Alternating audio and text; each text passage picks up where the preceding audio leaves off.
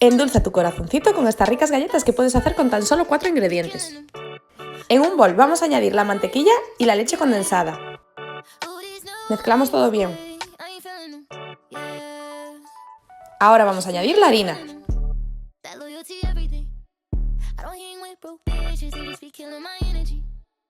Otro vasito de harina y a mezclar todo. Esta masa no necesita reposar, así que podemos continuar haciendo nuestras galletas. Con ayuda de un rodillo estiramos la masa y dejamos aproximadamente un grosor de unos 5 milímetros. Cortamos con un molde con forma de corazoncito. Y con ayuda de esta cuchara que tiene la parte trasera algo redondita vamos a hacer unos huequitos en el centro, que también lo podéis hacer con el dedo. Cuando ya tengamos todas las galletas listas, vamos a rellenar con la mermelada que más os guste.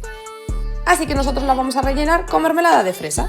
Con el horno a 180 grados vamos a llevar nuestras galletas al horno unos 10 minutitos.